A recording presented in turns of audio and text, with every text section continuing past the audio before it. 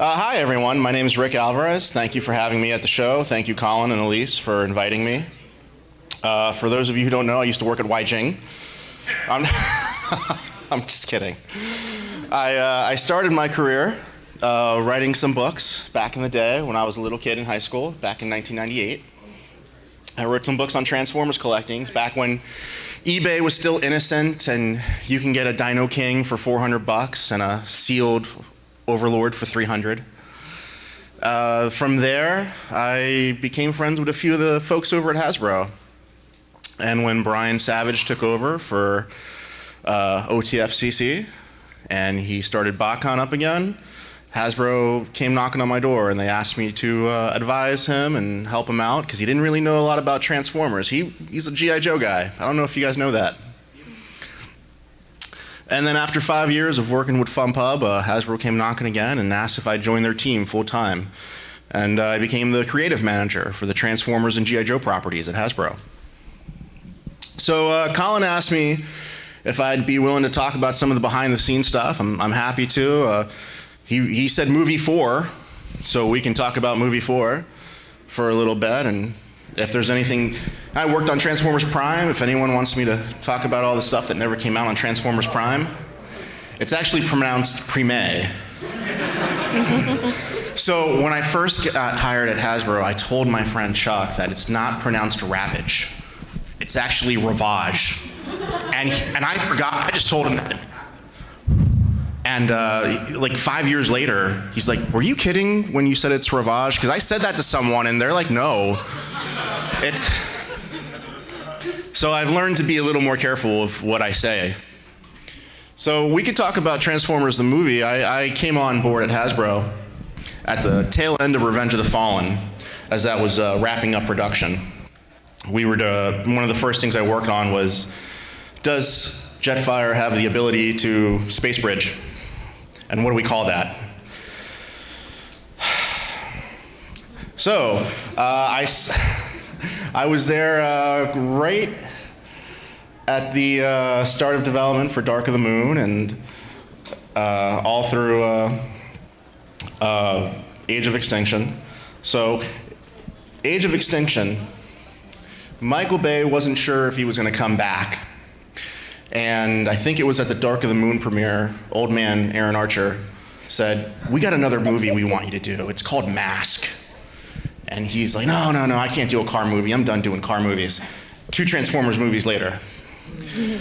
So he pitched a Mask. He's like, no, I don't know if I want to do Mask because, it kind of already happened in Dark of the Moon a little bit with the stealth fighting technology. So we started working on some concept art for what would be the story. Because there was no art team at the studio, we had to start the process of putting some art together and a story and some characters. And one of the things that we wanted to do was bring the Dinobots into the film. And we created some epic art. I think we used Emiliano, we used Marcelo and Ken Christensen, who's in the dealer room over here, to create some art. First thing we did was a giant T-Rex with Optimus riding on top of it. And we did all the 5 Dinobots, and they all had like a special power. Like, it's hard for me to think back that far, but the Stegosaurus would turn into like a wheel, and we created this art of him like coming down the city in like a wheel and just tearing everything up. His spikes would like come out, and they were just like razor sharp. And so what we had originally, story-wise, it was a few years after the Battle of Chicago, and the Decepticons were disbanded, and there was only a few Decepticons left, and they were called the Lords of Deception. And they lived out in the desert, and they were led by Lockdown, who was very much a Mad Max type car. That's always how we had created him in our internal art. And they lived in a cavern with like oil drums, and they had the heads of the twins on chains. And every time they walked out of the cave, they would just tap the heads and transform and roll out. We had Oil Slick, the motorcycle from Animated. We created some sick art that unfortunately is gone right now. And so the story would start off with, there was this base out, this human base out in the desert, and the Autobots would ferry supplies and personnel. And so it started off with Tyrese and Ratchet. And they were on this mission to bring goods to this base, and they get ambushed by the Lords of Deception. And Lockdown takes Ratchet, kills him with his own saw, rips it off and puts him on his arm. And then he kills Tyrese. But to backtrack a little bit, at Revenge of the Fallen, we were thinking, all right, hey, could we spin Tyrese off and make him Roadblock from G.I. Joe? And that was our intention. And we wanted to make him Roadblock and have like a throwaway line. Hey, were you involved in that crazy robot war? Like, no, that was, maybe. But then The Rock got involved and it kind of changed everything. So at that point, Flint was like the head of the G.I. Joe 2 movie. And so the Lords of Deception were out there in the desert. Optimus comes knocking, like wondering, where's Ratchet? He gets into a battle with Lockdown, he falls into a cave, and he finds the Guardians of the Allspark. And it turns out the Dinobots came here to protect the Allspark cube. And somehow they just got trapped underground, and that's why they looked like dinosaurs. That was our explanation. They scanned bones and became dinosaurs. And so they weren't really Autobots. So we created this really amazing panel. I think it was Crane Christensen who did it, of Optimus touching the Matrix in his chest and then shooting Energon into the fossilized remains of Grimlock, creating an Autobot symbol in his chest, and Optimus busting out of the ground, riding on top of Grimlock. And that's what we pitched to Michael Bay, and it was that key frame that got him on board to direct the 4th movie. The Dinobots came in about halfway through the movie, not the end. I remember I was sitting in the theater and the Autobots were about to go on Lockdown's ship, and I'm like, wow, that was a good movie. And then I realized the Dinobots haven't shown up yet. Oh man, I got like an hour of this. So the Dinobots showed up about in our draft, about halfway through the film, and Grimlock had a few lines, he talked a little bit. There was also a motorcycle. And this motorcycle was built by a human. At the time, we were calling him Spike.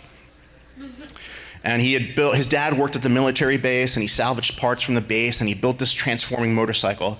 And at the end of the movie, Optimus christens that motorcycle as a true Autobot, and he gives him a spark. And that, I think, is kind of what Squeaks became in the 5th film. I didn't have much involvement in the 5th film, and I kind of think that's where Squeaks might have come from. So we pitched the Dinobots, and we even pitched the Dinobots combining. And I think the name that we pitched was Dynamite as the combiner. And we had some crazy art of like this brass knuckle combiner, like punching out what at the time the studio had informed us we should call Galvatron. And the idea of Galvatron was it was the actual base that the humans were at. The humans had employed the Lords of Deception to keep the Autobots busy so that the humans can build a base that transforms into a giant robot that can kill all the Transformers. And that base, that concept was called Galvatron. Obviously, things changed, that didn't quite happen. But the idea of what KSI was there. And we had this amazing piece. It was Optimus holding up his sword. He looked more like a samurai in our concept art. And he was holding up this sword, and it was struck by lightning, and the lightning was shooting out like Thor's hammer in Infinity War, killing all the Decepticon robots. So that was Transformers 4. That was the first instances of what became the story for Transformers 4. We had always told the studio, Lance Henriksen, we really want Lance Henriksen. I even spoke to Lance. I told him, we're pushing for you. We really want you involved. And he said, yeah, I'd absolutely love to be involved in that film. But, Hasbro wasn't in charge of cast or final decisions on the script. So, any questions about Transformers 4, or should we dive into anything? I got a big one. Uh-oh. I was at TFcon. What was that? The year Dan Murphy was there? And he said prominently, because so many people asked about Dinobots, he said, there will never be Dinobots in a Transformers movie. How did you convince Michael Bay about this? Was it the Grimlock ride being ridden by Optimus Prime? Yeah, it was that one key frame. Really? Aaron Archer and Brian Goldner flew down to Michael Bay's house in Miami. And sitting on his back porch, they showed him that one. I think they brought 4 pieces of art. And they showed him that piece of art last. And he said, I need to direct this. I'm really glad you were able to change his mind. That was the moment that movie happened. Everybody else, you want to come up and ask something? I'll come to you if you want. Yeah, he can come to you. Thank you. Yeah. Hi. Hello, that was the most metal thing I've ever heard. I think you have a bit of an accent. Are you from? I'm from England, Oh, I was going to say New Jersey. but I can do any accent you like, so. Okay. A little bit of New Jersey, I don't care. Yeah. There's, over in England, we just don't get much of this cool stuff. But one thing that really struck me, the first 3 movies, there were lots of add-ons like children's comics, there were prequel comics, sequel comics, there was an expanded universe. But movie 4 and movie 5 didn't get that. Any particular reason why? You can punch me if you like. So, in the world of comics, if you do a movie adaptation, it typically comes out before the film. Mm-hmm. And because there was so much secrecy about the ending of the film, Yeah, I remember Dark of the Moon. the script that was given to IDW to review and base their comic off was in a previous draft, different ending. And I guess there was some misunderstanding as to when the comic would be released. And the comic came out, I think, maybe a month or 2 weeks before the film, and it really upset a lot of people on the production side. And from that moment on, all movie tie-in books were put on hold, Aw. unfortunately, as to not spoil the... Yeah, I remember what happened with the Dark of the Moon. Super Yeah. spoiler. Oops. Yeah, it was one of those days where we all got yelled at. But, that's typically how the comic industry works. Comic books come out a little early. Yeah, sometimes there's a little differences because they're done so far out in advance. I remember the first 2 movies you could see when they were actually using the leader toys to draw the robots. It made it very accurate, but then you'd see it on the screen. I think, yeah, it looks different, but it looked cool. That reasoning is also the reason why certain characters don't come out in the first wave, or the second wave, or the third wave, because they want to save certain characters for later. Hey, what's your name? Are you from New Jersey? No. I'm Caden. My question was, how did you think about the KSI bots? I thought it was interesting. I thought it was a little... Sorry, if you've been... I would have preferred if they have transformed, instead of kind of breaking up into glass and then reassembling. I thought that was a cool visual, but I thought that was more appropriate for a character called Makeshift, who we always kept in the back of our heads. He was a character from Transformers Prime that could shapeshift. And we always wanted to keep him in the back of our head and say, if he ever makes it into a movie, maybe that's how he transforms. He breaks up and reassembles himself as a different dude. And we always thought that, he would be like our Nemesis Prime type of character. Like he'd go undercover. Anybody want to come Hey, up? Are you from Jersey? We can do this Oprah style. There you go. Okay. Well, I'm from. You don't have to stand there. I mean, I want can I to. sit in your seat? If you want to. No, it's okay. Okay.